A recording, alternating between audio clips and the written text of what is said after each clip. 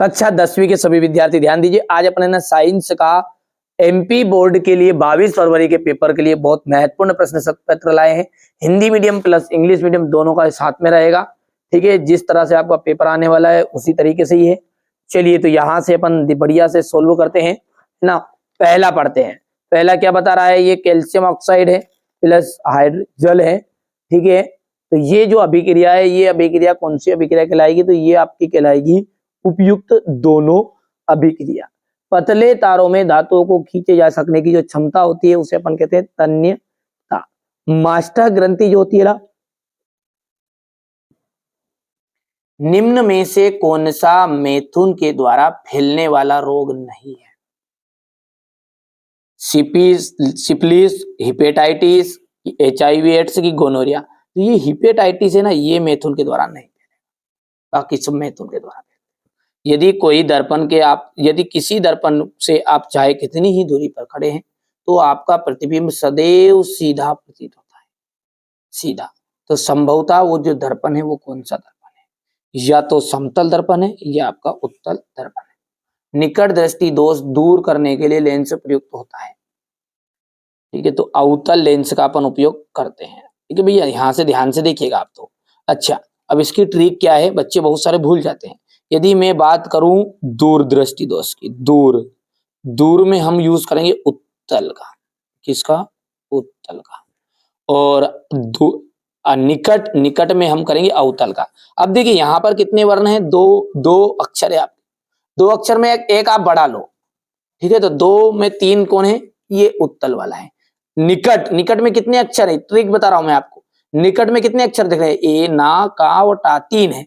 और 3 में 1 बढ़ा लो तो यह 4। अब यहाँ पे गिन लो 1 2 3 4। अवतल निकट। दूर में 2 थे तो 3 बढ़ाए तो उत्तल हो गया। 3.5 को भूल जाओ, उत्तल ऐसा कर लो। ठीक है, याद रह जाएगा। वो तो याद रखने के लिए मैंने एक ट्रिक बताई है, या जैसे मेरे दिमाग में ही बता दी। चलिए यहां से क्वेश्चन नंबर ये 4 है, 5 है, 6 है। अब है रिक्त स्थान। क्षारक लाल लिटमस पत्र को क्या कर देते हैं? क्षारक जो होते हैं ना, लाल को नीला कर देते हैं। कैसा कर देते हैं? लाल को नीला। शरीर में उपस्थित अपशिष्ट हानिकारक एवं विषैले पदार्थों को शरीर से बाहर निकलने की जो प्रक्रिया है उसे हम कहते हैं उत्सर्जन। उत्सर्जन क्रियाएं मेडुला द्वारा नियंत्रित होती है। अनैच्छिक क्रियाएं।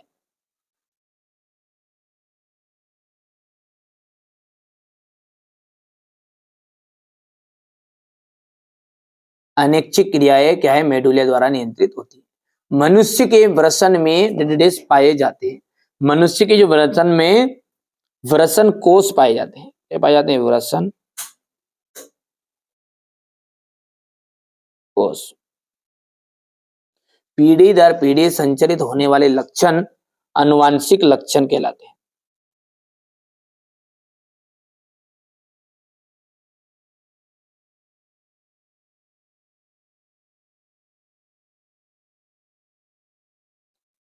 यहां से देखिए लेंस जो है उत्तल लेंस है, उत्तल लेंस नहीं रहेगा, अवतल लेंस रहेगा ना, अवतल लेंस।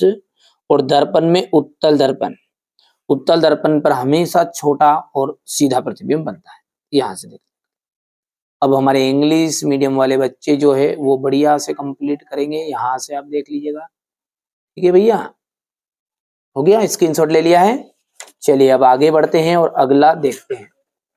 मेंढक। मेंढक क्या है? मेंढक जो है,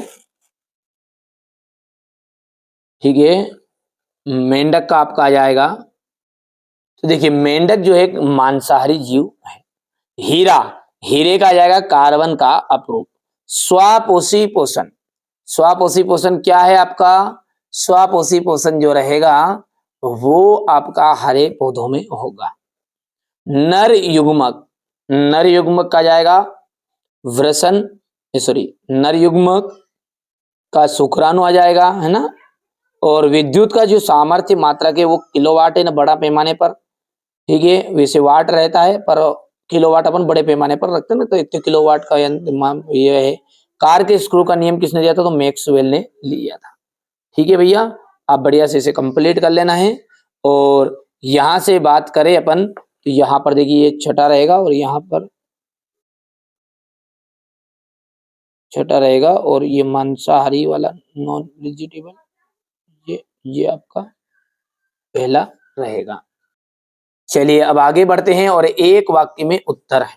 दो विलयनों को मिलाने पर एक अविलेय पदार्थ बनता है, उसे अपन क्या कहते हैं? उसे अविलेय को अपन कहते हैं अवक्षेपण। अवक्षेपण। कौन सी धातु आसानी से संचरित नहीं होती? सोना यानी गोल्ड।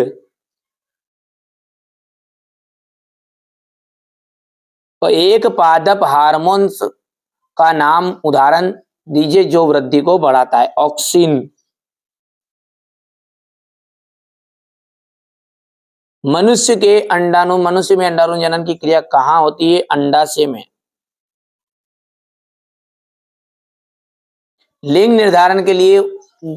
निर्धारण करने वाले गुणसूत्र को क्या कहते हैं? तो लिंग गुणसूत्र कहते हैं। क्या कहते हैं? लिंग गुणसूत्र। अब यहां से देखिएगा, गोली दर्पण की वक्रता त्रिज्या और फोकस दूरी में संबंध बताना क्या कहते हैं अपन?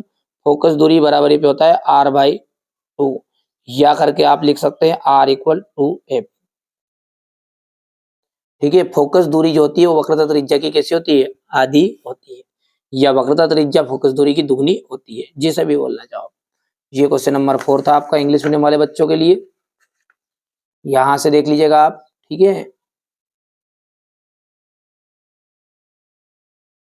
हो गया।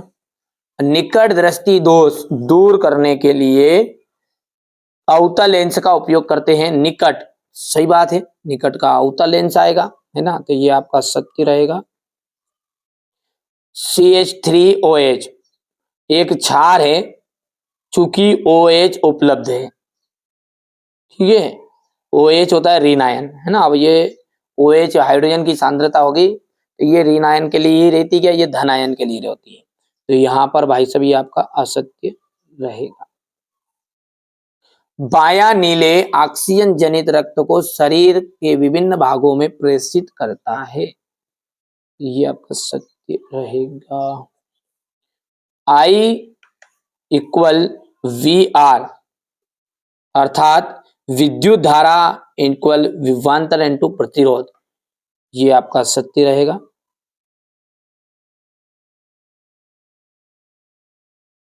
सॉरी, गलत हो जाएगा, ये असत्य रहेगा, है ना? असत्य। क्यों? क्योंकि V इक्वल होता है IR। क्या होता है? V equal IR। हो गया। यदि हम V का मान निकालेंगे तो R बट्टे में जाना चाहिए। विद्युत उपकरण श्रेणी क्रम में संयोजित होते हैं। बिल्कुल सत्य बात है। और अंत में निकट की वस्तुओं को ठीक से नहीं देख पाना निकट दृष्टि दोष है। देखिए नाम उल्टा है, निकट दृष्टि दोष है तो दूर की देखेगा नहीं देख पाएगा, है ना? निकट की तो बिल्कुल देख पाएगा, तो ये आपका असत्य हो जाएगा। चलिए अब आगे बढ़ते हैं, ये हमारे इंग्लिश मीडियम वाले बच्चों के लिए रहेगा। ये देखिए अपघटन या वियोजन अभिक्रिया से क्या आप क्या समझते हैं? ये जो प्रश्न है, ठीक है, ये अपनी एक ऑफलाइन कोचिंग है, बच्चे वहां पर लिख रहे हैं। 1 दिन या 2 दिन ज्यादा लगेंगे, पूरा आपको दे देंगे। अच्छा, बाद में आप वीडियो देख रहे हो तो जब तक तो ये कभी का हो जाएगा, है ना? तो आप जाकर देख सकते हैं, है ना? वीडियो में जब तक वीडियो डल चुका होगा तो एक बार प्ले लिस्ट को चेकआउट कर लेना। अच्छा, अपनी ऑफलाइन कोचिंग है, ऑफलाइन का रिजल्ट देख लीजिए आप। ये ठीक है, तो आप चाहते हैं कि हमें भी अच्छे नंबर आए तो आप ये पेपर जरूर करिएगा। 6 पेपर है, ABCDEF। संचारण से को परिभाषित कीजिए। संचारण से सुरक्षा के 2 तरीके। धातुओं के भौतिक गुण बताने हैं। भोजन के पाचन में लार की क्या भूमिका है। मनुष्य के दोहरे परिसंचरण की व्याख्या कीजिए, यहाँ क्यों आवश्यक है। ऋतु स्त्राव या रजोधर्म किसे कहते हैं। स्वपरागन पर परागन में अंतर। प्रभावी और अप्रभावी लक्षण किन्हें कहते हैं। गुणसूत्र किसे कहते हैं। एक गोली दर्पण की वक्रता त्रिज्या 20 सेंटीमीटर है, इसकी फोकस दूरी क्या होगी। आवर्धन किसे कहते हैं। ठीक है भैया, चलिए यहां से आप देख सकते हैं क्वेश्चन नंबर 12 है, गोली दर्पण की फोकस दूरी को परिभाषित कीजिए। अब विद्युत परिपथ में उपयोगी 4 अवयवों के प्रतीक बनाइए। चुंबकीय क्षेत्र रेखाओं को परिभाषित करिए। विद्युत चुंबक क्या होती है। विद्युत धारा परिपथों में उपयोग में लाते समय क्या क्या सावधानी रखनी चाहिए। यहाँ से जैव और अजैव निम्नीकरणीय पदार्थ उपभोक्ता किन्हें कहते हैं, उदाहरण दीजिएगा। ठीक है भैया, जिसके बाद में ये यहाँ से है समावयवी एवं समावयवता से आप क्या समझते हैं। हाइड्रोजनीकरण क्या है, इसके औद्योगिक अनुप्रयोग, संयोजन अभिक्रिया अथवा रेडॉक्स अभिक्रिया उदाहरण सहित, विस्थापन अभिक्रिया में क्या अंतर है ये देख लीजिएगा। थायरोक्सिन, तंत्रिका कोशिका का नामांकित चित्र, व्याख्या कीजिए, ग्रह नहीं टिमटिमाते, मानव नेत्र का नामांकित चित्र आपको बताना है। ठीक है, यहाँ से देखिए लवण किसे कहते हैं, लवणों के नाम बताने हैं। ये क्वेश्चन नंबर आपका 22 है और ये अंतिम आपका हो जाएगा क्वेश्चन नंबर 23।